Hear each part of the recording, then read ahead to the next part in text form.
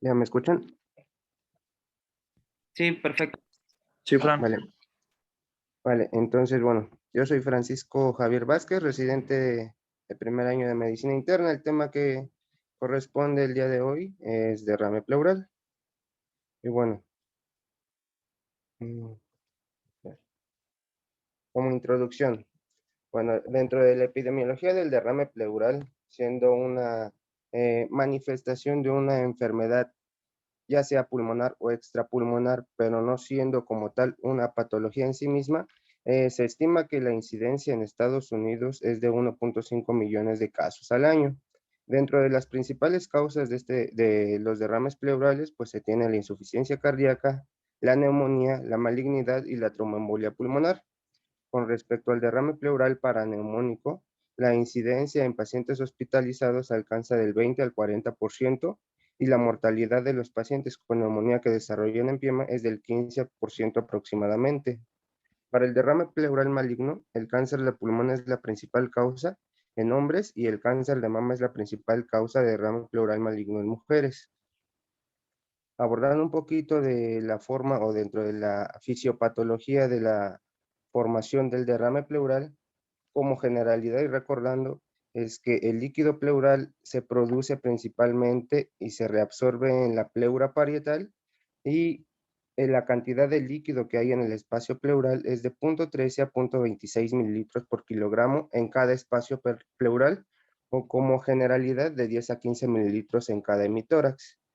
Como vemos acá en la imagen del lado derecho, el líquido pleural se forma principalmente, es un, es un trasudado, bueno, es un ultrafiltrado del plasma, perdón, y se forma principalmente a la presión hidrostática diferencial entre el espacio pleural parietal y como tal el espacio pleural, y esta diferencia de gradientes entre la presión hidrostática y la presión oncótica es lo que permite la formación del líquido pleural y su reabsorción se debe principalmente al efecto de drenaje de los vasos linfáticos que igualmente se localizan en el espacio pleural parietal.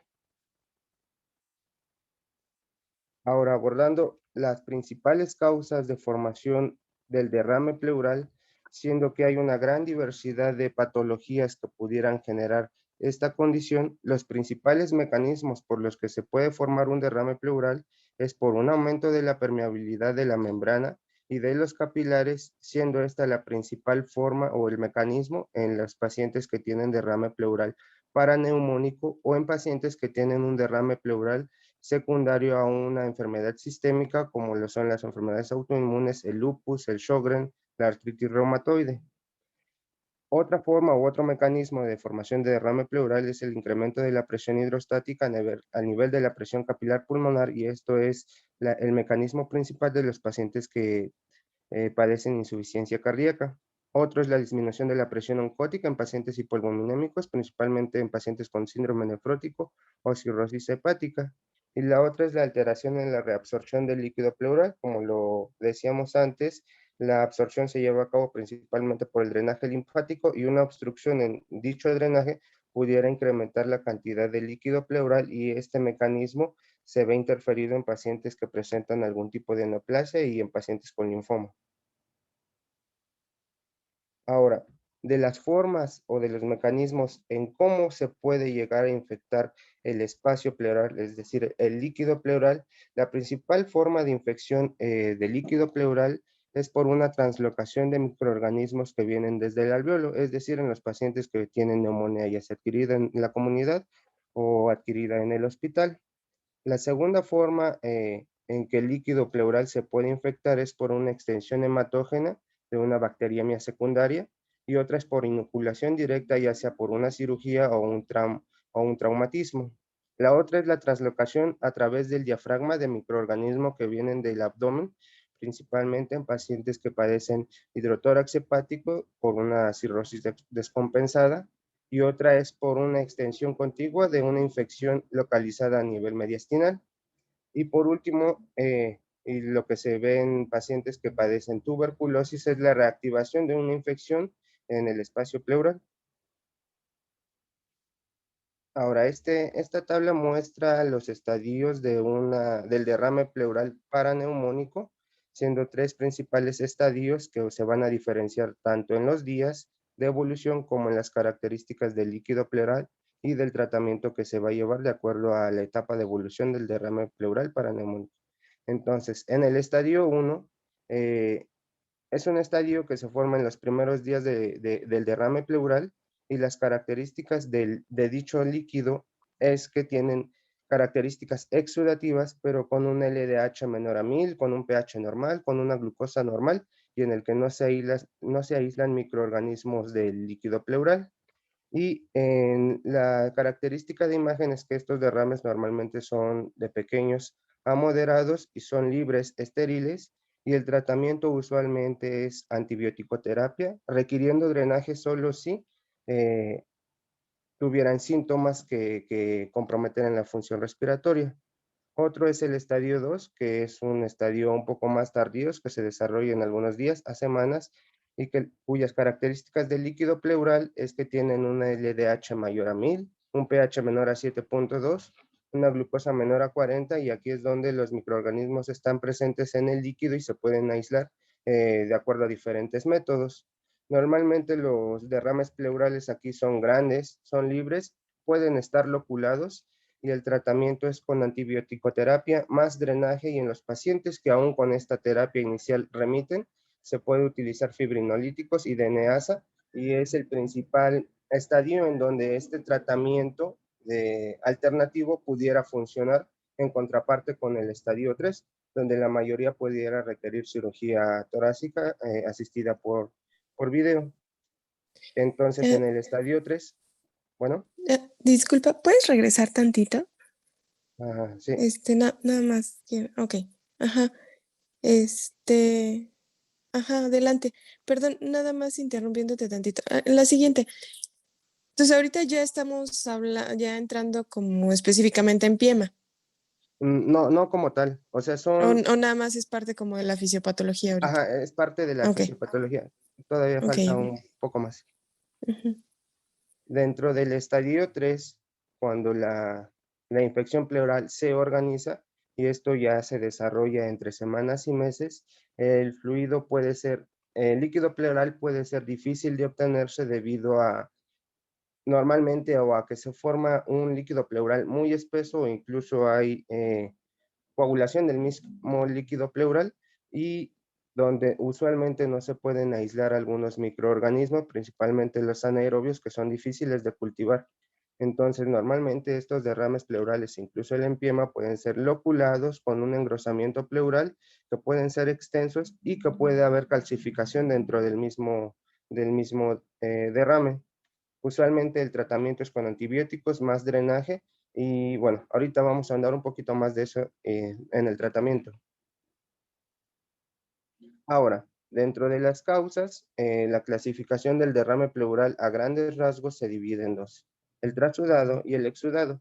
Para eso tenemos criterios, que son los criterios de Ley, que ahorita vamos a recordar para clasificar este tipo de derrames, siendo de las principales causas de derrame pleural por trasudado la insuficiencia cardíaca, y recordemos que los trasudados se generan por un desequilibrio entre la presión hidrostática y la presión oncótica que fuerzan a una mayor producción, a mm, una mayor producción de líquido pleural que se coloca ahí en el espacio pleural, bueno, que se permanece ahí.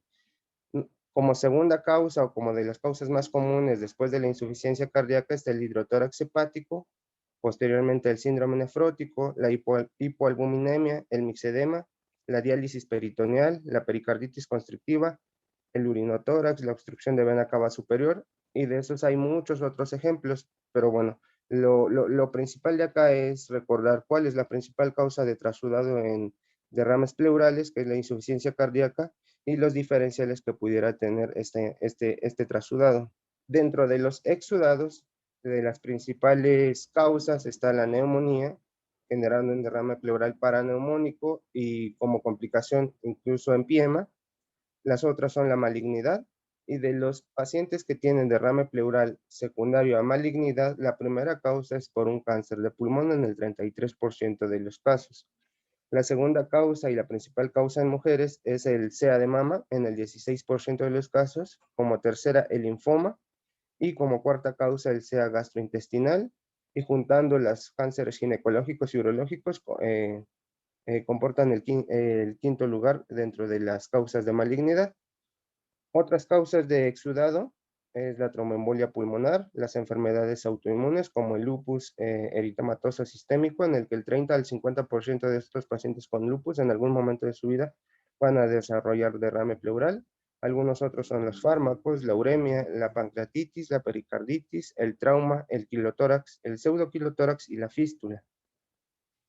Ahora, de los fármacos que se implican principalmente en la formación de derrame pleural, bueno, hay una página que se llama neumotox.com y ahí se encuentra una gran variedad de fármacos que se asocian a la formación del líquido pleural. Aquí se le puse un ejemplo de los fármacos más usados y más representativos, que son la miodarona, la nitrofurantoína, la fenitoína, el metrotexate, la ciclofosfamida, la penicilamina y la metisergida. Ahora, de las manifestaciones clínicas, la disnea, al igual que en la insuficiencia cardíaca, es el síntoma más común en el derrame pleural. Otras manifestaciones clínicas o síntomas que se pueden acompañar al derrame pleural es el dolor pleurítico. Usualmente este dolor se describe como tipo punzante u opresivo, que se relaciona con la inspiración, que se localiza en la zona afectada y sugiere un proceso más inflamatorio que trasudado y que puede disminuir si incrementa el tamaño del derrame. También puede haber tos leve no productiva o productiva en casos de neumonía y los signos y síntomas de la patología de base. Dentro de la exploración física, las características o las manifestaciones que más se asocian con el derrame pleural están la taquipnea y la movilidad asimétrica del tórax, así como la matidez en la zona del derrame y los ruidos respiratorios disminuidos o ausentes. Ahora, usualmente el diagnóstico es una combinación entre las manifestaciones clínicas y la evidencia radiológica de que hay derrame, siendo la radiografía de tórax el estudio de gabinete más utilizado y en el cual vamos a poner un poquito más de énfasis.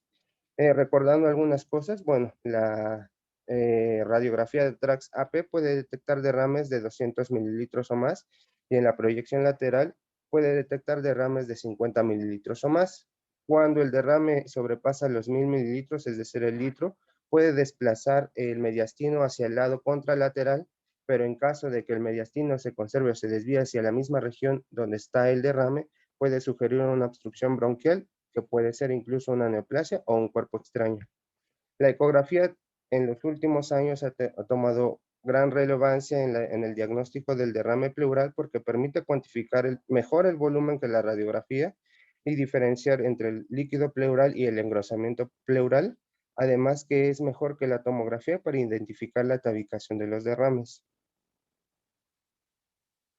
Ahora, aquí como algunas generalidades que encontré en varios artículos, es que en cuanto a los borramientos de las estructuras, bueno, las estructuras que se van a borrar en un derrame pleural van a ser estas que vemos a la derecha y los volúmenes cuantificados que se pueden asociar. En el ángulo costodiafragmático posterior, ese ángulo se borra cuando el volumen del líquido pleural es de 75 mililitros o más.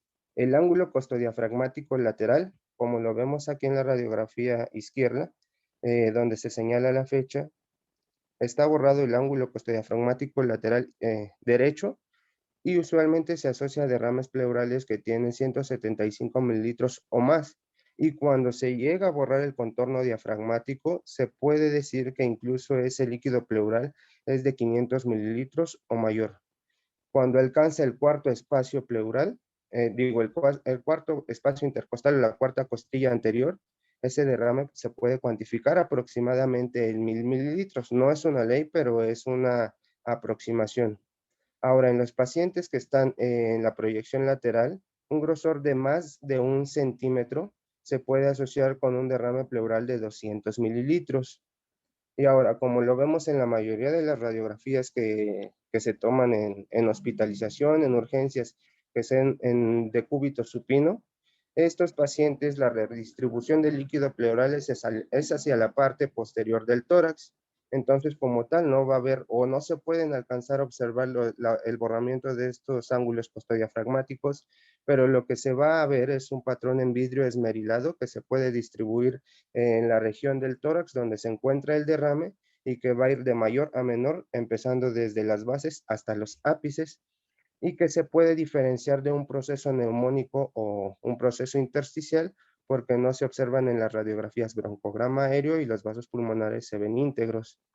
Normalmente estos derrames en esta posición, en decúbito supino, se asocian cuando, bueno, se observan cuando hay un líquido pleural de 175 mililitros o mayor, y cuando el grosor del derrame pleural es mayor a 1 centímetro, se puede decir que ese derrame puede ser susceptible de toracocentesis porque el volumen mínimo es de 200 mililitros.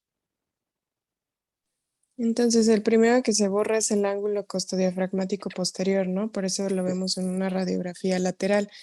De hecho, casi siempre ven que solicitamos las radiografías postero-anterior y lateral del lado afectado. Esa que dices en decúbito lateral, o sea, la imagen, la B, es con el paciente acostado en decúbito lateral derecho, ¿no? Ahí como que la pusieron Sí, así perdón. como si estuviera de frente. Ujú. Eh, y de hecho, por ejemplo, a veces te dicen, si este mide más de, ajá, como el grosor de más de 1 centímetro, pudieras funcionarlo. En la práctica clínica no es tan habitual que hagamos la radiografía en decúbito lateral. A veces, de acuerdo a la anterior o a la lateral, evaluamos si es posible que se pueda puncionar ese, ese derrame. Ok, gracias, doctor. Ahora, bueno, acá hay más ejemplos de derrames pleurales en la radiografía de nuestro lado izquierdo, que es un derrame pleural subpulmonar. Cuando el derrame pleural se localiza entre la parte inferior de los lóbulos inferiores y el hemidiafragma, perdón, puede dar la apariencia de que el hemidiafragma de ese mismo lado está elevado. Pero como vemos en esta radiografía, lo que nos diferencia o lo que nos hace pensar que esta no es una elevación del hemitórax, del hemidiafragma derecho, es que acá hay líquido libre subdiafragmático que delimita la cúpula diafragmática del lado derecho, y esa elevación o ese grosor incrementado en el lado derecho no es correspondiente al hemidiafragma.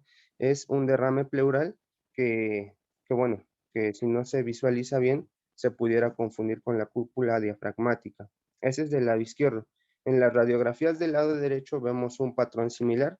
En el hemitórax derecho, en la primera radiografía, vemos como si el hemidiafragma derecho se elevara, pero al realizar una toracocentesis, que es en la radiografía más lateral, vemos que ya hay un patrón de hidroneumotórax o un nivel hidroaéreo en el que esa elevación aparente del hemidiafragma ya ha descendido, y por lo tanto, bueno, se puede decir que esa elevación no era como tal verdadera, sino que era un derrame pleural localizado en esa región, en la región subpulmonar derecha. Algunos otros artículos refieren que en cuanto al derrame pleural localizado en el lado izquierdo, una separación entre el parénquima pulmonar del lado izquierdo y la burbuja gástrica, cuando es mayor a 2 centímetros, se puede sospechar de derrame pleural si también se acompaña del borramiento del ángulo costodiafragmático del mismo lado, es decir, del lado izquierdo. Ahora, como lo vimos en pacientes, bueno, el derrame paraneumónico tiene 3 estadios y la loculación puede ser evidente ya sea en el estadio 2 o más evidente en el estadio 3. Y estos derrames pleurales loculados tienen algunas características que en la radiografía de tórax pudieran aparentar un tumor, como lo vemos en esta radiografía, en la que hay un derrame pleural loculado en la fisura mayor izquierda, pero que en la lateral, bueno, se ve un poquito más clara la masa en la fisura principal, y las características de estos derrames pleurales loculados, a diferencia de algunas otras masas o tumores en la radiografía de tórax, es que usualmente estos derrames se localizan entre las fisuras pulmonares que su superficie es lisa y es homogénea y que tienen bordes afilados, como la vemos en la AP de este lado, que son como bordes un poquito puntiagudos y que con respecto a la pared torácica forman ángulos obtusos, como lo vemos en la parte inferior de esta radiografía. ¿Le Ahora, puedes regresar? sí, Entonces, en la lateral, ¿le podrías marcar dónde está el derrame? acá, ¿no?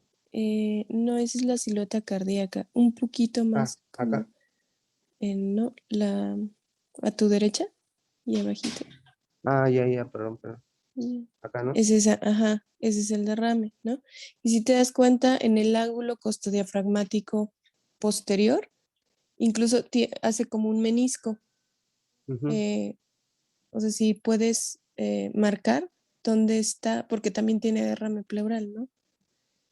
En el ángulo costodiafragmático Pues posterior, este, ajá, este es posterior, ¿no? ajá, y puedes marcar la línea hasta dónde llegaría el derrame. Ahí hace como una línea, como un menisco. Voy, o sea, acá se va Mm, hacia, perdiendo, ¿no? ajá, y hacia arriba Hacia acá. es, ajá, sí, o sea, de ahí para abajo, hacia donde está el ángulo, eso es derrame. También es derrame lo que se ve ahí en la cisura, ¿no? Lo Ok. que marcaste hace un ratito. Esto, ¿Cuál? esto, No, lo de arriba que marcaste hace un esto, ratito. ¿no? Eso, ajá, eso. Ok. Ok. Pero acá sí no es, o sea, no es como que se borre totalmente, pero sí hay como un patrón De hecho, se ve ahí un poquito velado, como ¿no? en velo, ¿no? O Ajá. sea, no se ve así completamente la imagen radiopaca. Y en la PA ves que sí está borrado el ángulo también, ¿no? Sí. El costo diafragmático a la izquierda. Ujú. Bueno, gracias, doctora. Eh, Ahora, en cuanto a la tomografía de tórax, usualmente cuando se solicita una tomografía es para discernir en ocasiones o ver las loculaciones de un derrame pleural, que como le dijimos es más sensible a la ecografía, o para discernir entre un empiema o un absceso o alguna otra masa tumoral. Y esos son los criterios de Lund, que son los criterios que se utilizan en imágenes sugestivas de malignidad. Cualquiera de estos puede ser, se puede asociar a cierto grado o a cierta probabilidad que puede ser sospecha de neoplasia y que de acuerdo a algunos otros parámetros pudiera biopsiarse algunas lesiones.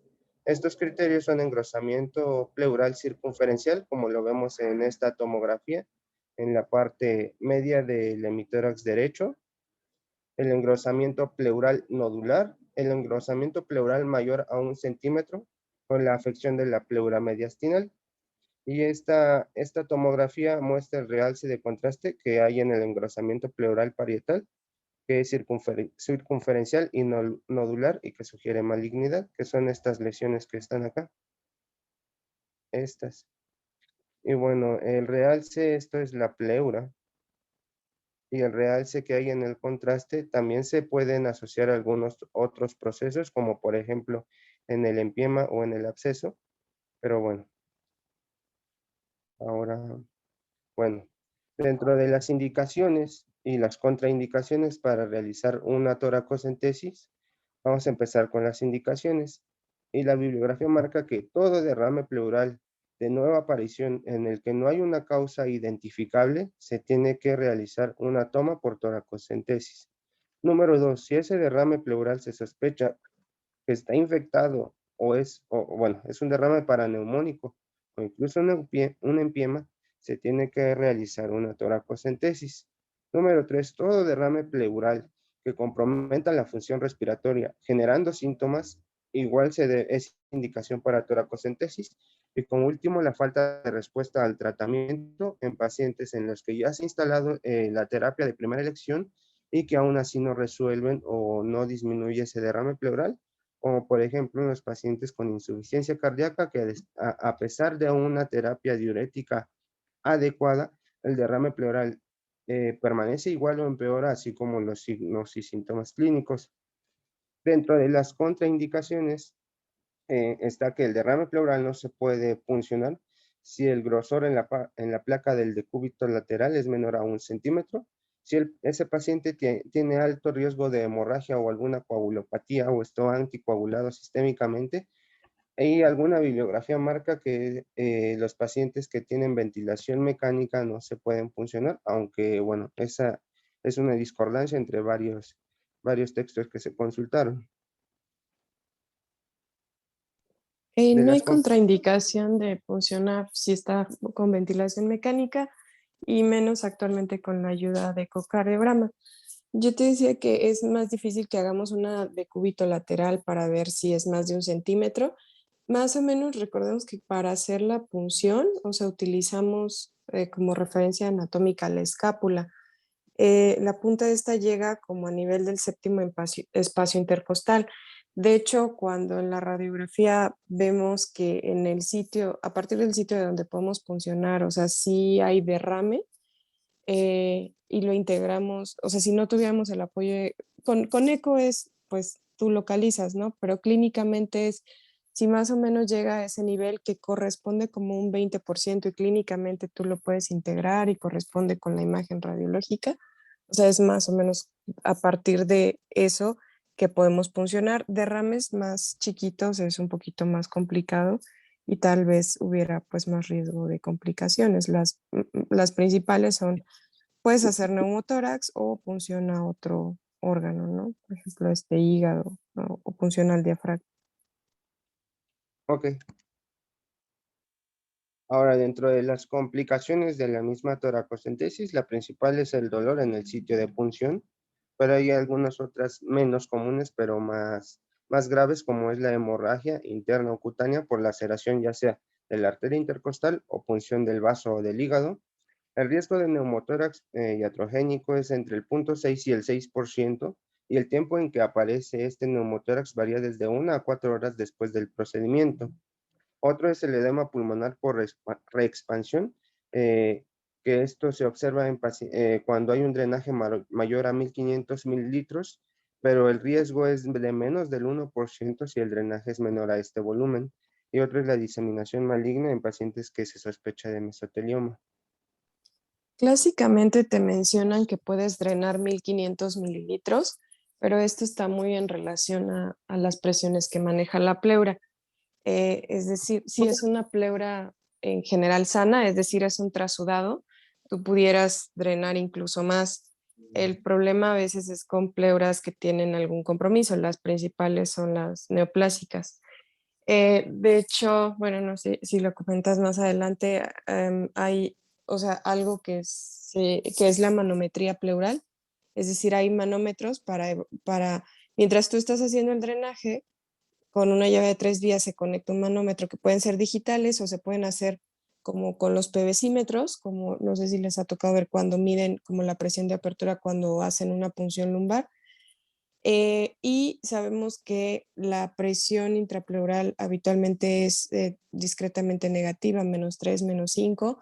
Si hay una, de hecho, hasta en las instrucciones del manómetro te dice si hay una caída muy abrupta, es decir, por debajo de -20, te dice, ok, o sea, significa que conforme tú vas drenando ese derrame, ese pulmón no está expandiendo y esto te sugiere que puedas tener riesgo. Uno, que el pulmón está atrapado, que no se está inflando otra vez, y otro que pudieras tener riesgo de edema por expansión. El síntoma que más se asocia con esto es el dolor torácico, no tanto la tos. Es decir, cuando ustedes hacen una toracocentesis es normal, es esperado que el paciente tosa. Si esta no es muy constante y muy molesta, o sea, ustedes pudieran descansar, o sea, como que cerrar un poquito la parte del drenaje y después continuar, a menos de que ya sea como algo persistente. Pero lo que sí debería ser una indicación para detener el drenaje es si el paciente empieza a presentar dolor torácico. Entonces, en términos generales, sí se utiliza esto de los 1500, pero realmente depende mucho de qué está sucediendo con esa pleura. Ok. Ahora, ya realizada la toracocentesis, toca el análisis del líquido pleural, que en condiciones normales pues es de un color claro, citrino, con un pH de 7,6 a 7,64. una cantidad de proteínas de 1 a 2 gramos por decilitro, leucocitos de menos de 1000 por mililitro cúbico, y la glucosa usualmente es igual al plasma o ligeramente menor, y el LDH es menos del 50% de la cantidad que hay en el plasma. Ahora, este es un caso clínico que se publicó en The Lancet. Puse solamente la imagen, pero bueno, este es de un paciente de 56 años con antecedente de adenocarcinoma de próstata que ingresó al servicio de urgencias por disnea e incontinencia urinaria. El paciente se le tomó esta radiografía que vemos prácticamente todo el hemitórax derecho ocupado por derrame pleural, se le realizó una toracocentesis y esta es la muestra que obtuvieron. Entonces, usualmente el diagnóstico empieza desde que observas el aspecto o el color del líquido pleural y hay algunas patologías que se asocian a esta coloración negra del líquido pleural que ahorita vamos a comentar, pero como dato bueno, ¿alguien quisiera comentar qué patologías pudieran dar un color negro después de la toracocentesis?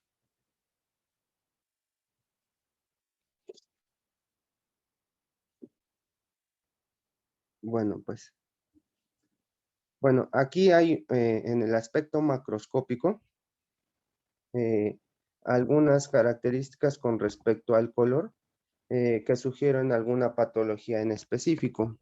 Por ejemplo, el color amarillo pálido sugiere trasudado, aunque algunos exudados pudieran tener también esta coloración.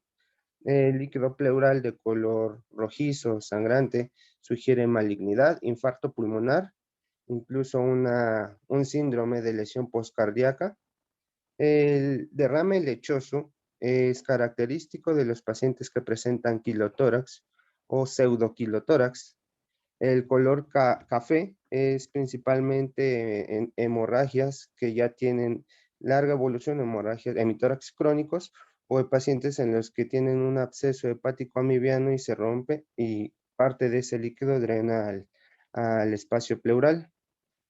Como es en el caso clínico, la coloración negra de este líquido pleural se asocia a algunos hongos como es Aspergillus niger, Rhizomes oryzae, melanoma metastásico, adenocarcinoma broncogénico y fístula pancreático pleural o alguna perforación esofágica después del tratamiento con carbón activado. En este paciente, en la de la imagen anterior, el paciente después de histopatológico y varios otros estudios se determinó que tenía adenocarcinoma broncogénico. Ahora, la coloración amarilla verduzca es característica de la pleuresía reumatoide y como tal el color verde concentrado es de biliotórax. Los pacientes que en el líquido pleural o al drenar el líquido pleural se observa pus, bueno, esta es una característica patognomónica del empiema y se puede catalogar como tal.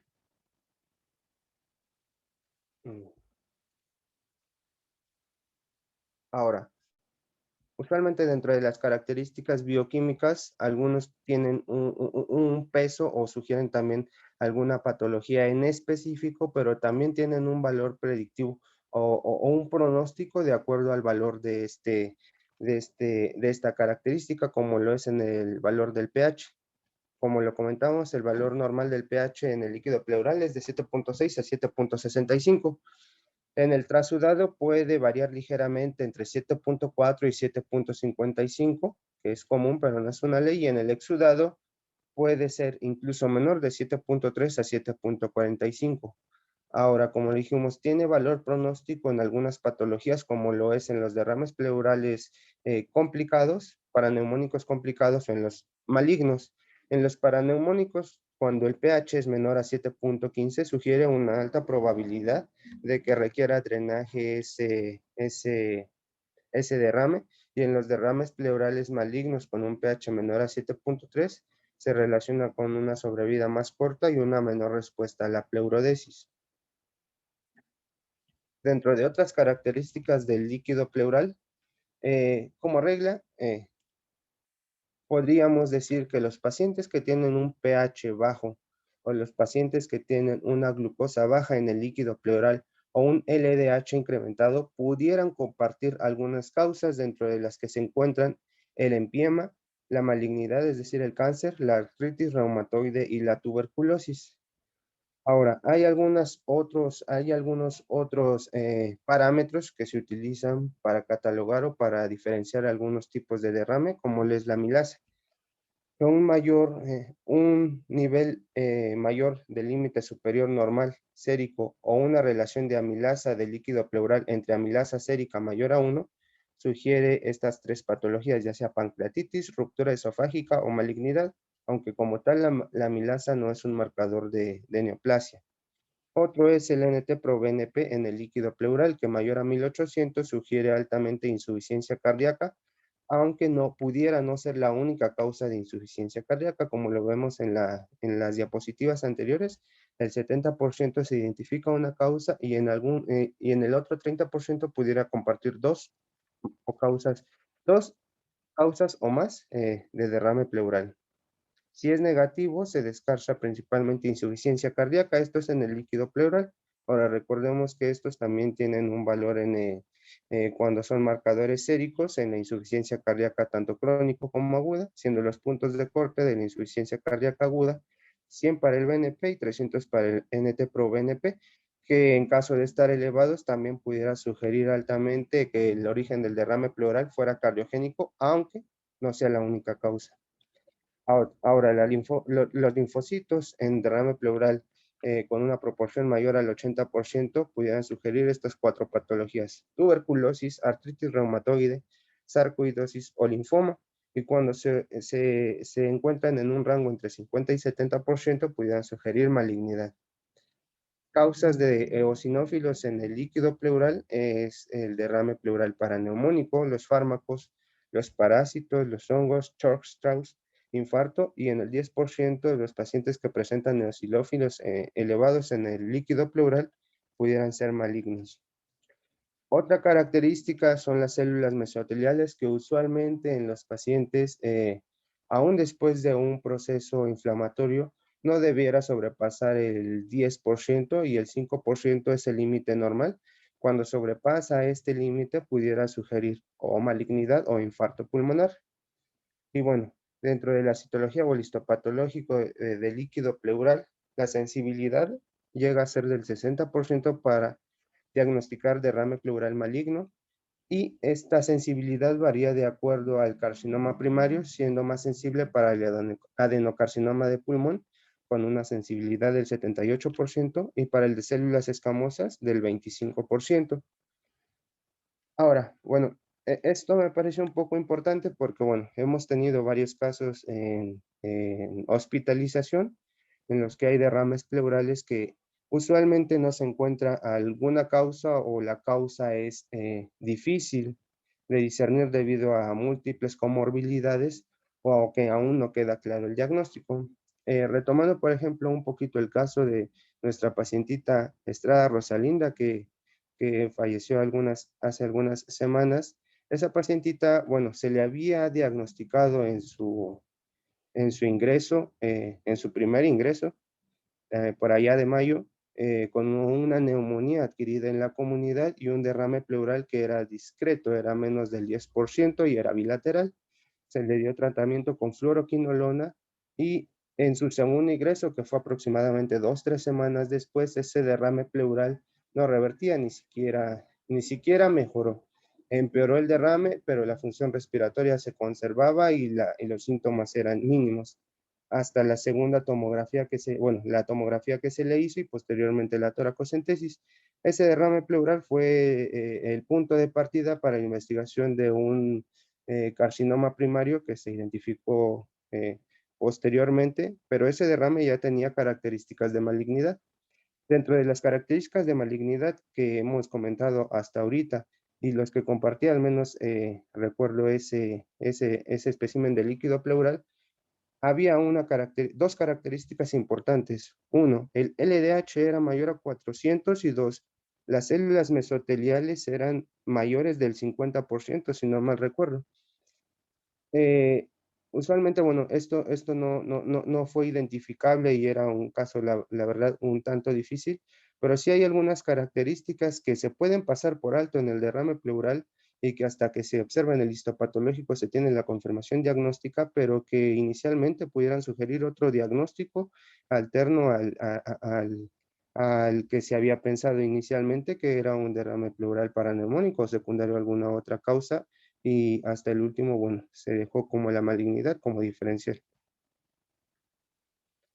Ahora, ya tomando un poco en forma y englobando todos los parámetros, tanto del líquido pleural como séricos, están los criterios de Light, que son 3 criterios, 3 reglas, y si se cumple uno de estos criterios, se cataloga como exudado ese derrame. El primero es la relación de proteínas del líquido pleural entre las proteínas séricas, siendo mayor a 0.5 es el primer parámetro. Después, la LDH del líquido pleural entre la LDH sérica mayor a 0.6 es el otro parámetro. Y el último es que la LDH del líquido pleural sea mayor a 2/3 del límite superior normal de la LDH sérica. Ahora, estos criterios distinguen correctamente entre trasudado y exudado entre el 93 y el 96% de los casos. Cosa importante es que los pacientes con insuficiencia cardíaca, tanto crónica como aguda descompensada, que están en tratamiento diurético, estos criterios los pueden catalogar como exudado en el 20 al 25% de los casos. Y cuando es así, se sugiere tomar algunos otros criterios para discernir si en verdad es un exudado o es un trasudado mal diagnosticado como exudado, como lo es la diferencia entre la proteína sérica y la proteína pleural menor a 3.1 sugiere que es exudado, u otro, la albúmina sérica menos la albúmina pleural menor a 1.2 sugiere igual exudado.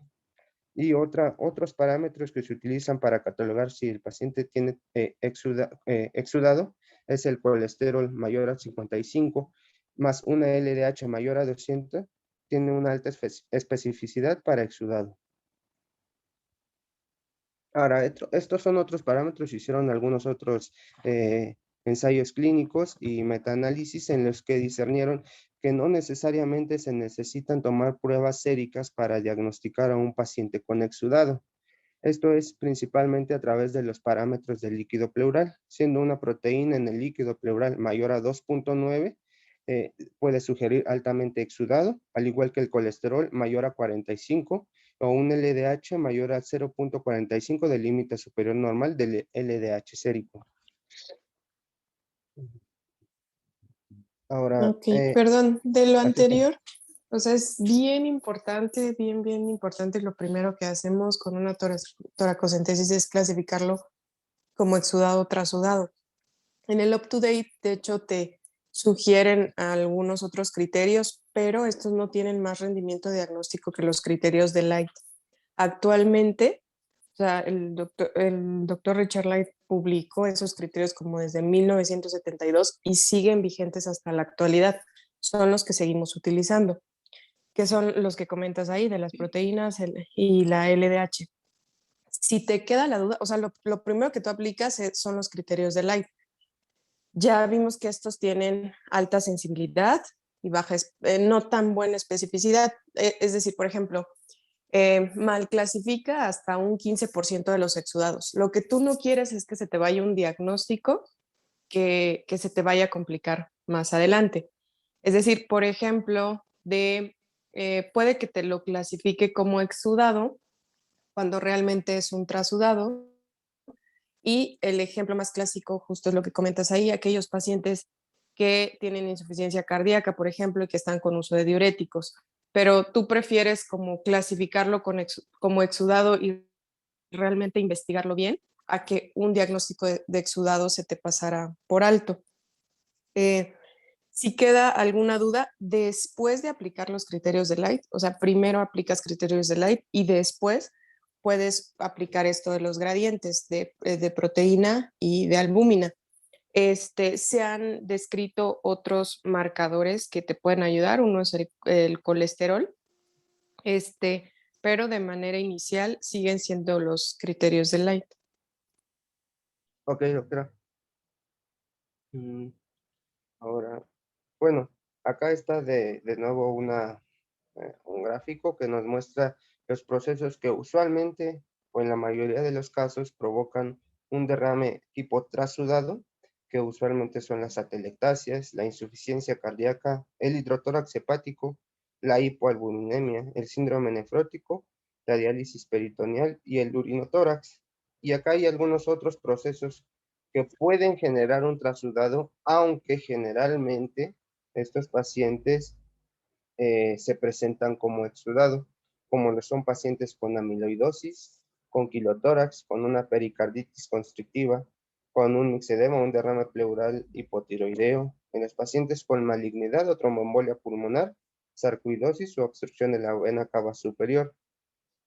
Ahora, acá englobamos de nuevo las principales etiologías del exudado, siendo la neumonía y la malignidad las principales causas.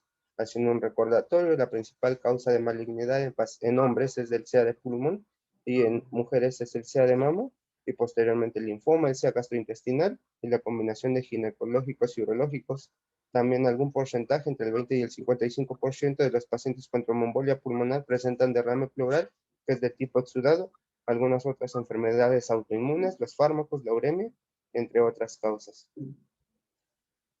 Ahora, el líquido pleural, o bueno, la toracocentesis y el análisis del líquido pleural pueden diagnosticar con certeza todos estos diagnósticos. Y el primero y el principal, pues es el empiema, que es una colección o acumulación de pus en el líquido pleural, en el que se aíslan también algunos microorganismos, principalmente bacterias. La otra es la malignidad en el histopatológico siendo positiva. Otra es la pleuresía tuberculosa. Otra es el quilotórax, el pseudoquilotórax. En los pacientes con hemotórax, el índice de hematocrito pleural entre el hematocrito en sangre mayor a 0.5 es diagnóstico de hemotórax. El urinotórax, con una relación entre creatinina en el líquido pleural y creatinina sérica mayor a 1.7 es diagnóstico de urinotórax. Y bueno, entre todas estas causas que acá, aquí en la gráfica vemos. Ahora, este es un artículo que revisé de un algoritmo diagnóstico para un paciente con derrame pleural, que es inicialmente empezar con la historia clínica y el examen físico. Posteriormente, el primer estudio de imagen que se solicita en estos pacientes es una radiografía de tórax, en el que se puede diagnosticar el derrame pleural. Si así no fuera, pues se puede pedir una tomografía o una ecografía. La principal o el principal diferencial en estos pacientes con derrame pleural, que en el 80% de los casos de insuficiencia cardíaca es bilateral, pues bueno, es que sí tiene como tal insuficiencia cardíaca. En los pacientes que tienen derrame pleural bilateral por insuficiencia cardíaca, usualmente no es necesario puncionarlos, se inicia la terapia diurética y se espera una observación o una mejoría clínica entre las 48 y las 72 horas.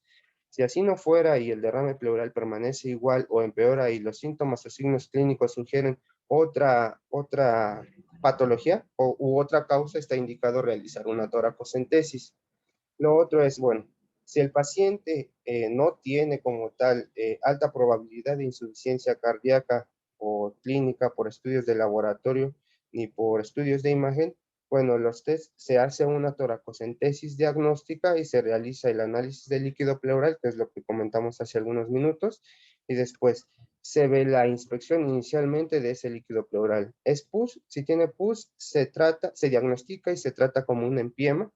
Si no lo es, se establecen o se realizan los criterios de Lay, que como tal en todos los pacientes, después de una toracocentesis se debe realizar. Ahí se cataloga como trasudado o como exudado.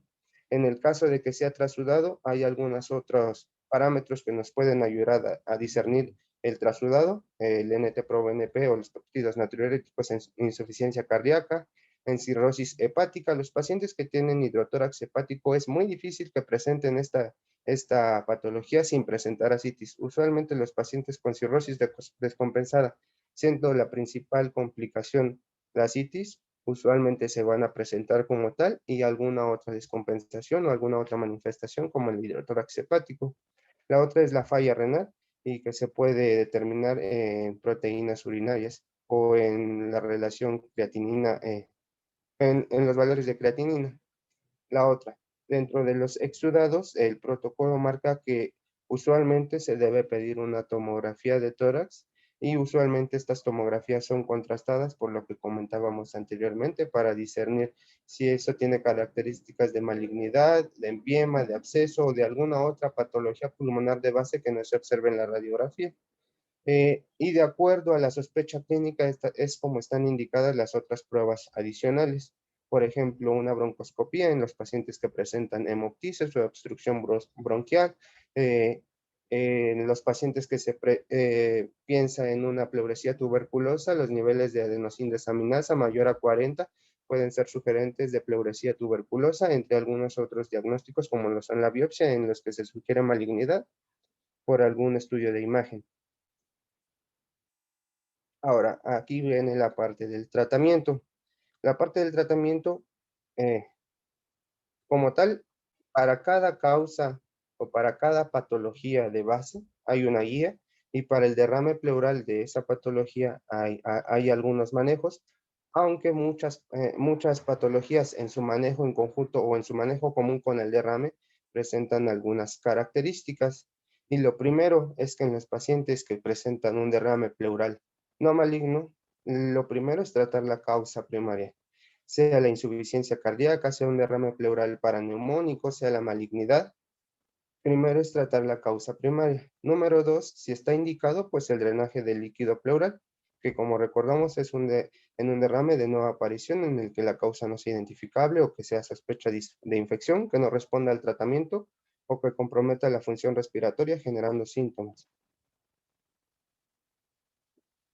Ahora, en los pacientes que a pesar del tratamiento inicial y del drenaje de ese líquido pleural o de ese derrame pleural presentan recurrencia, hay algún otro manejo o algunos otros procedimientos que se pueden llevar a cabo y esto va a depender de la patología primaria, de las expectativas o de la decisión del paciente, del pronóstico de supervivencia y bueno, ahorita lo vamos a comentar un poquito más, pero bueno, en los derrames recurrentes, usualmente la segunda terapia, como lo dijimos, depende de la patología de base, pero se puede realizar una toracocentesis de repetición bajo guía ecográfica y optimizar el tratamiento de base.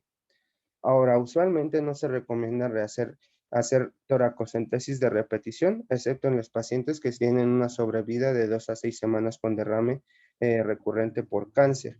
¿Por qué? Porque estos pacientes tienen un alto riesgo de infección y de engrosamiento pleural y generan un pulmón no expandible.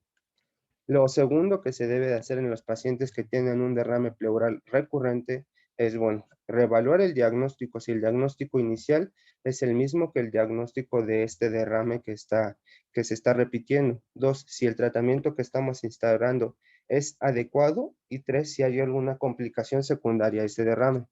Dentro de las principales causas de recurrencia del derrame están la insuficiencia cardíaca, el hidrotórax hepático, la infección pleural, algunos fármacos que son, los comentamos anteriormente, la malignidad y las enfermedades sistémicas.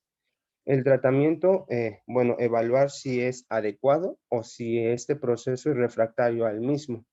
Y 2, si alguna complicación no se ha desarrollado, por ejemplo, en los pacientes que desarrollan pulmón no expansible, o es decir, pulmón atrapado, puede que ese derrame pleural siga recurriendo hasta que se lleve a cabo otra terapia y no precisamente la toracocentesis de repetición.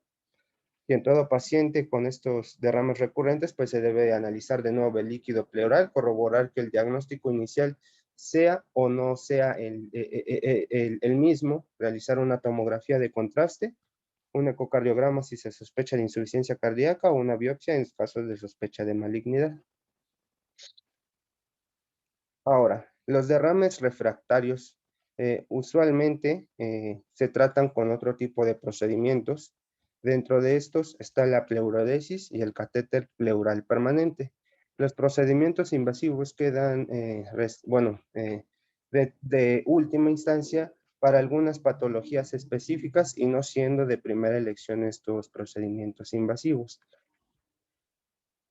Y las toracocentesis de repetición, como lo comentábamos, solo es en pacientes con derrame recurrente secundario a malignidad, cuya sobrevida es menor a 2 semanas. Dentro del manejo del derrame paraneumónico, siendo como tal una complicación de una neumonía o un proceso infeccioso subyacente, ya sea contiguo o extrapulmonar, bueno, definiendo un derrame paraneumónico no complicado es aquel derrame estéril que es libre. El derrame pleural complicado es todo derrame infectado en el que se aíslan bacterias u otros microorganismos. El empiema es una acumulación de pus en el espacio pleural y el derrame complejo es aquel derrame que tiene loculaciones o septos internos. Ahora, el derrame pleural, así como la neumonía, se puede catalogar de acuerdo a dónde se adquirió la infección, si es en el medio, adquirido en la comunidad o adquirido en el hospital.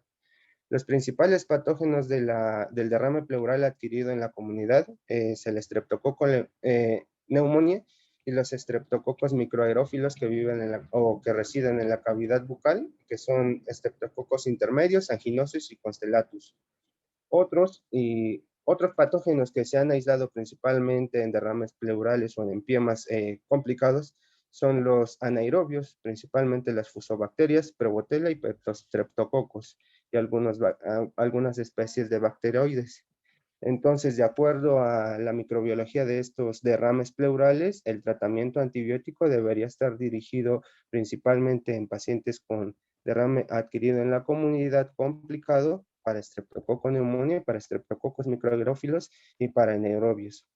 Lo otro es los pacientes que adquieren este derrame pleural complicado en el medio hospitalario, donde el 10 al 15% están infectados con estafilococo aureus y algunos anaerobios gram negativos. Algunos anaerobios y algunos gram negativos, como lo son la E. coli, la Klebsiella pneumoniae y las Pseudomonas aeruginosa. Entonces, el tratamiento antibiótico de los derrames pleurales complicados adquiridos en el hospital debe contemplar una cobertura para estafilococo aureus resistente a meticilina, para pseudomonas y para especies de anaerobios. Ahora, este es digamos, un pequeño gráfico, diagrama de el tratamiento de los derrames pleurales no complicados, que ya lo dijimos, son derrames pleurales libres y estériles en los que no se aísla ningún microorganismo y en el cual el tratamiento inicial, como lo vemos en la segunda parte del diagrama, es la terapia antibiótica empírica, principalmente de la neumonía adquirida en la comunidad. Si es una neumonía adquirida en la comunidad que requiere hospitalización, obviamente necesita como primera elección una fluoroquinolona respiratoria como el levofloxacino o el moxifloxacino o una combinación de beta-lactámico más un macrólido.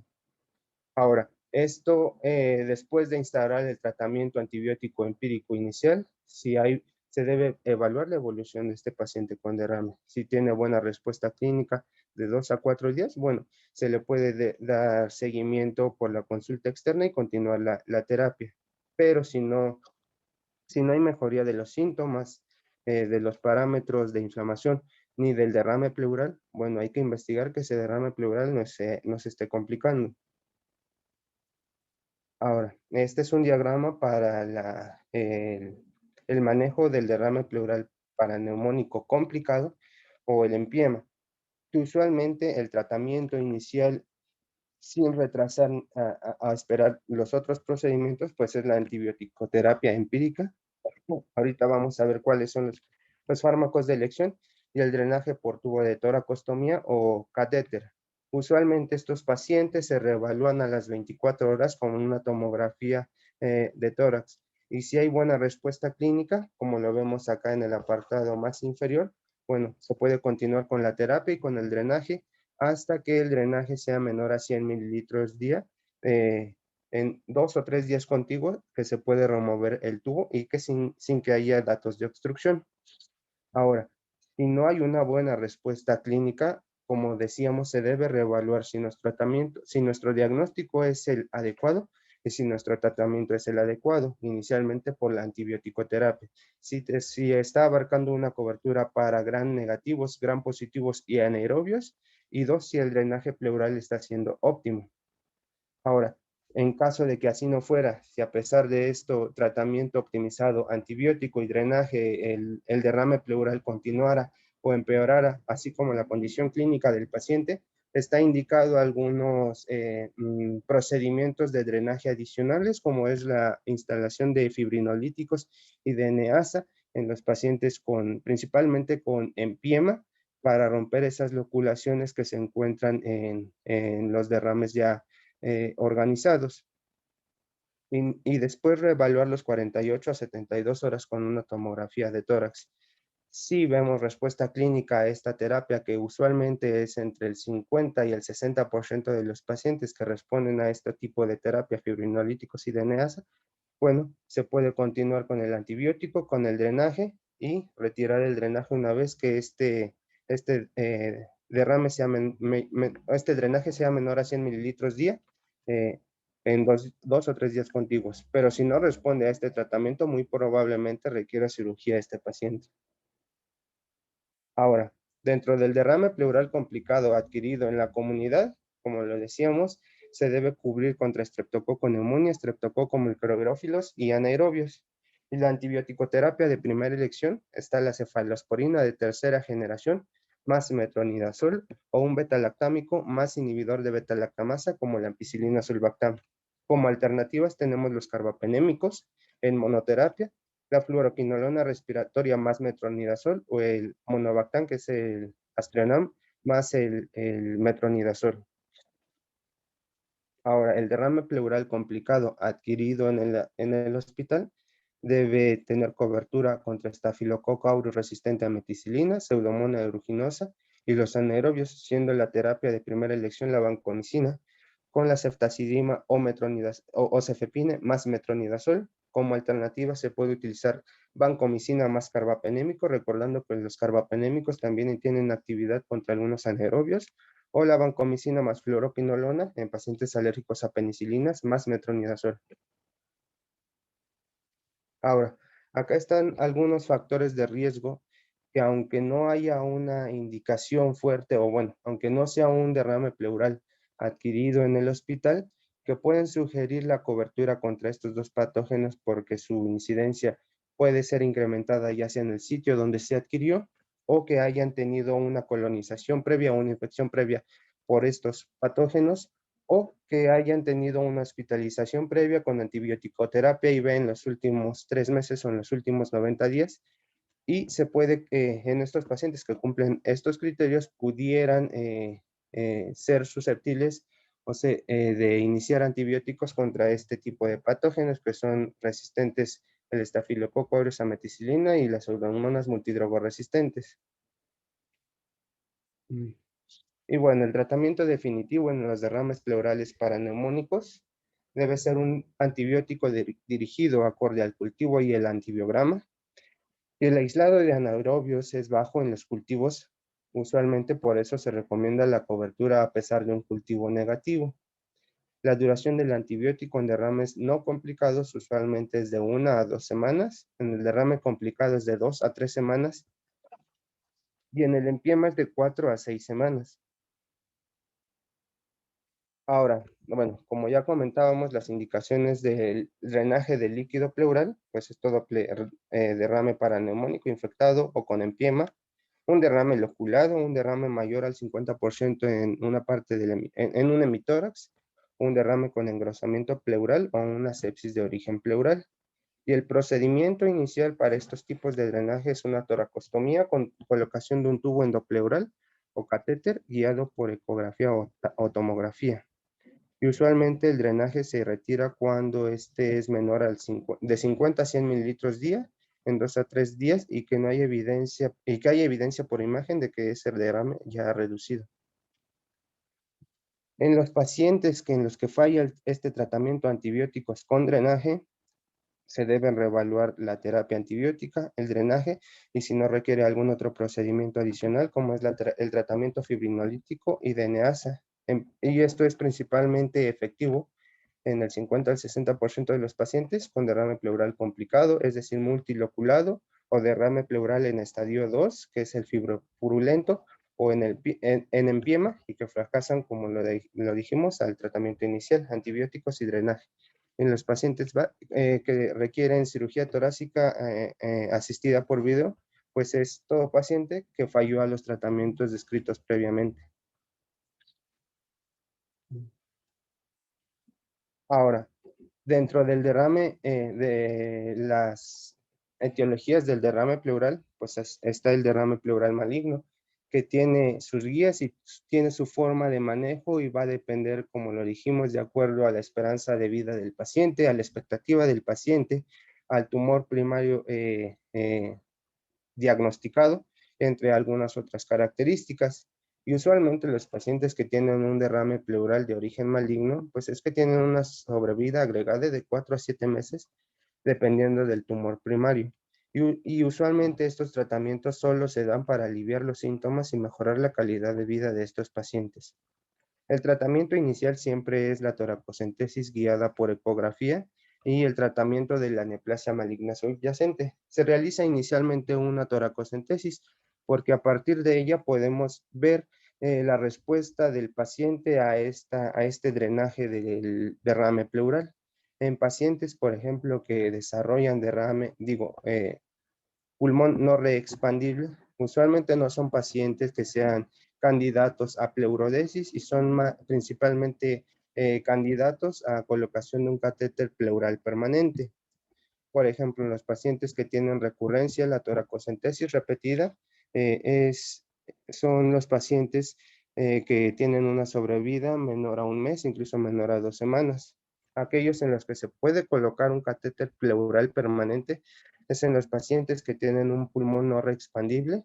Dentro de esto se cataloga el pulmón atrapado como una principal indicación para la colocación de estos catéteres o un pulmón reexpandible y una recurrencia rápida del derrame menor a un mes, o incluso una recurrencia lenta que es mayor a un mes de este derrame pleural. Y los pacientes con pleurodesis, pues están aquellos pacientes principalmente con pulmón que se puede reexpandir y cuya esperanza de vida es mayor a 2 a 3 meses, o como una alternativa a la colocación de un catéter pleural permanente que tiene una recurrencia rápida. La pleurodesis, bueno, como procedimiento, la pleurodesis es la instalación de una esclerosante dentro del espacio pleural, ya puede ser por un procedimiento médico o por un procedimiento quirúrgico.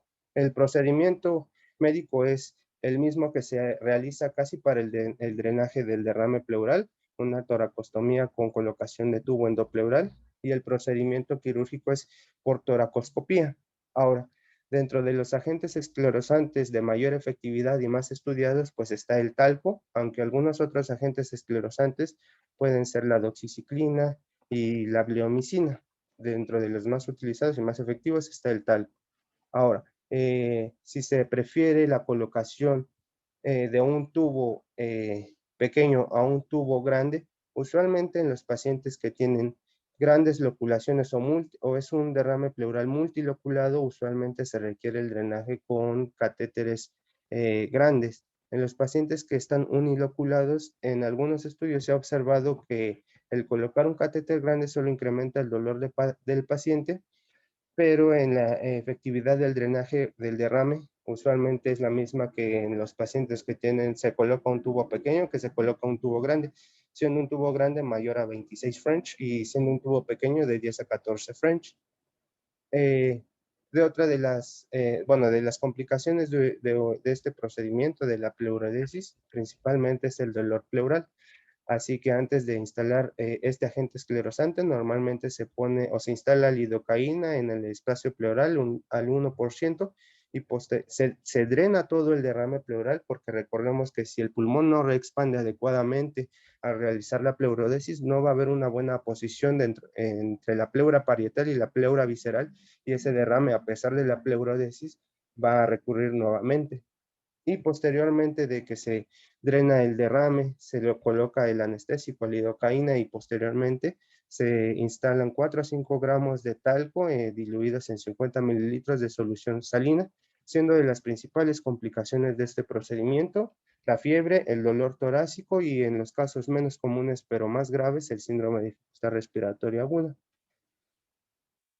Y bueno, creo que esta es la última presentación. Con esto concluyo la exposición. Ok, entonces sí es bastante amplio porque como decías, tienes que ver cada una de las etiologías. Lo primero que te sugieren Y justo cuando vimos neumotórax, si recuerdan, se vio algo que son las guías británicas. Estas ya están un poco viejitas, son del 2010, pero hay algunos puntos que pudieran no cambiar.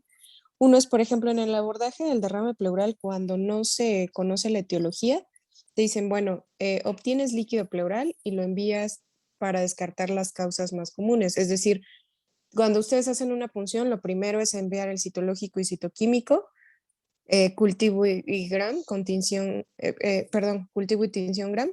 Esto obviamente descartaría una de las principales causas de los exudados, que es la infecciosa. Si se sospecha, pues dan esto para el citopatológico. Recuerden que idealmente para el citopatológico sí deben de ser de 50 a 60 mililitros. Entonces es como el abordaje inicial. Si se reporta como un trasudado, bueno, lo más seguro es que sea un trasudado. También, de hecho, ahí te dicen, si tú tienes la sospecha clínica de que, por ejemplo, es insuficiencia cardíaca, pues le das manejo a esto. También comentabas algo del papel del BNP o del ProBNP, que es más difícil que la cuantificación se haga en pleura. Entonces, si clínicamente tiene datos de insuficiencia cardíaca, el ProBNP estuviera alto, el sérico, pudieras adjudicar ese derrame a insuficiencia cardíaca. Ahora, también tú lo comentabas, o sea, pueden coexistir dos condiciones, es decir, que tenga insuficiencia cardíaca y además esté cursando con una neoplasia, ¿no? eh, Todo te lo va a dar como el contexto del paciente. En cuanto a las características macroscópicas que comentaba, sí nos orientan mucho, sin embargo, pudieran haber, ya está descrito que pueden haber, por ejemplo, trasudados que no sean estrictamente citrinos, ¿no? O, por ejemplo, de los quilotórax se ha reportado que aproximadamente el 50% es de característica lechosa, o sea, no todos son con esta característica. A veces nosotros lo sospechamos, por ejemplo, de las etiologías que más te dan linfoma son aquellos pacientes con enfermedades hematológicas, principalmente linfoma. Entonces, por ejemplo, si evaluamos un paciente con linfoma que tiene derrame pleural, que tal vez le pusimos un drenaje, que sigue gastando mucho después de varios días, a pesar de que no tiene las características de ser lechoso, nosotros descartamos esto del quilotórax, que recordemos que el diagnóstico es con presencia de kilomicrones, que no tenemos, es muy poco accesible, o con la cuantificación de triglicéridos en el líquido pleural. Eh, Nada más para lo del derrame paraneumónico, en la fisiopatología, generalmente hay tres fases, que es la exudativa, o sea, las clásicas son las exudativa, fibrinopurulenta y la organizativa. Hay alguna literatura que te agrega la de pleuritis seca, pero casi siempre son esas tres. Nuevamente, para la clasificación, igual hay una clasificación del Dr. Light para derrame pleural paraneumónico y es la que seguimos utilizando, que lo clasifica en 7, desde no significativo, el derrame paraneumal, paraneumónico típico, el casi complicado, complicado simple, complejo, el empiema simple y el empiema complejo, que es cuando ya tiene varios lóculos. El caso es que sí nos ayuda esta clasificación para establecer el tratamiento. Hay indicaciones muy precisas de un drenaje pleural, es decir, si ustedes puncionan y es sangre, automáticamente es un tubo. El tema del calibre es también otro apartado, pero a lo que voy es, si se punciona y es hemotórax, es drenaje pleural. Si se punciona y es pus, es drenaje pleural. Ahora, por ejemplo, los derrames paraneumónicos, no todos pudieran ser candidatos a drenaje. Sí es bien importante en estos, o sea, si es un derrame paraneumónico, ver las características pH, DHL, glucosa y el cultivo IGRAM. Por ejemplo, si ya tenemos cultivo IGRAM positivos, generalmente la indicación es la colocación de un drenaje pleural. Si ya empieza a bajar pH, algunos te dicen 720 o menos de 7, si la DHL es más de 1000, si la glucosa es de menos de 40, o sea, son indicaciones, aunque no sea un empiema, bioquímicamente ya cumple indicaciones para un drenaje pleural. Esto es importante porque el hecho de que esté teniendo esas modificaciones bioquímicas te dice que el derrame, o sea, en la parte de su evolución, o sea, pudiera llegar en algún momento así desarrollar empiema. Entonces, un tema de acuerdo a esta clasificación es establecer si el paciente es candidato a un drenaje. También es muy importante establecer que luego no es tan fácil, o sea, como el tiempo de los fibrinolíticos. Hay dos estudios clásicos en derrame pleural, que es el MIST-1 y el MIST-2, que hablan un poquito de lo que se comentó de esta, como de, de qué bacterias se encuentran en un derrame pleural, si es comunitario o adquirido en el hospital, y también del uso de fibrinolíticos.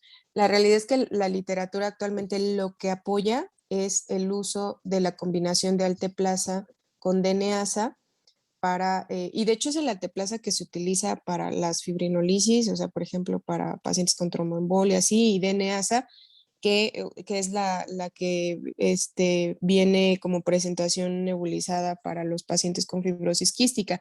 Esos son los fármacos que utilizaron en el MIS-2 y lo que vieron es que había mejoría radiológica, o sea, ese fue como el principal desenlace. Entonces, eh, por ejemplo, hay otros centros, luego están en otros sitios, es difícil que tengamos esta combinación. A veces se intenta hacer con otro tipo de fibrinolíticos, uno es streptokinasa, pero la realidad es que la literatura no apoya tanto su uso. Al menos ahí en el 20 de noviembre sí se cuenta con alteplasa de neasa y pudiera ser una opción en caso de considerarse fibrinolisis. Si no es candidato a esto, la verdad es que muchos pacientes pueden llegar a terminar en tratamiento quirúrgico, ¿no? Los principales derrames que se llegan al ocular son los infecciosos y los neoplásicos, son los que habitualmente se loculan. Eh, es importante también lo que comentabas de los antibióticos, o sea, saber qué tipo de bacterias están en cada tipo de derrame, porque de acuerdo a eso es la cobertura. Sí es importante también lo que decías de los anaerobios, que habitualmente es difícil que se puedan aislar, entonces de manera inicial sí se tienen que cubrir. Em, Creo que de derrame paraneumónico más o menos eso, y del derrame pleural sí existen unas guías que a mí se me hacen buenas. Está una de la ATS, que es la Sociedad Americana de Tórax, y otra del ERS, que es la europea. La ATS sí te da como algunas recomendaciones, la de ERS es como una revisión, que también se me hace buena porque es como una revisión de los artículos más importantes hasta el momento en el que se publicó en relación al manejo del derrame pleural maligno. Em, Algo importante del derrame pleural maligno es siempre se tiene que tomar en cuenta la sobrevida del paciente, las características del paciente. Como tú lo decías, si la sobrevida del paciente, y de hecho hay clasificaciones, hay una que ya está validada, que es la de Lent, que te dice más o menos de acuerdo a algunas características, que es características bioquímicas del líquido pleural, el estado funcional del paciente, el tipo de tumor, te habla de la sobrevida. Si corta, tú pudieras nada más considerar, bueno, es un drenaje, o sea, sí funcionarlo y pues que vaya a casa, ¿no? Si la sobrevida empieza, esto casi siempre el punto de corte que ponen es un mes, si pudiera ser más de un mes, ya vas evaluando qué estrategia hacer. Generalmente los derrames pleurales asociados a malignidad van a recidivar. Entonces tú buscas un tratamiento pues lo más definitivo posible y lo que afecte menos la calidad de vida del paciente. Casi siempre un derrame pleural maligno está asociado a una etapa avanzada de la enfermedad, del tipo de tumor o cáncer que sea. Entonces, tú buscas, por ejemplo, esto, si tienes que hacer la colocación de un drenaje, ver si es candidato a pleurodesis química, en orden de eficacia de los esclerosantes es el talco, que también tenemos ahí en el 20. El segundo es la iodopovidona y el tercero es la bleomicina. Son los que más han demostrado efectividad, realmente los otros la efectividad ya empieza a caer. Y la otra opción es si comentas lo del catéter pleural tunelizado, que es el Pleurex, que es el único catéter hasta el momento aprobado para, o sea, se lo colocas y pues que se vaya a casa y que se vaya drenando. Nosotros no utilizamos tanto el Pleurex, ahí llegamos a utilizar, por ejemplo, en el hospital los únicos. El único es para drenaje pleural, pero bueno, finalmente todo lo que sea, o sea, por el tipo de material, o sea, cuando ingresa la pleura puede inducir cierto grado de pleurodesis, ¿no? Pero más o menos es eso en general. No sé si tengan alguna duda.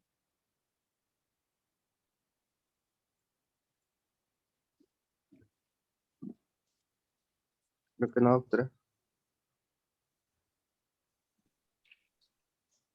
Todo bien, muchas gracias, doctora. ¿Alguien más tiene alguna duda en el salón?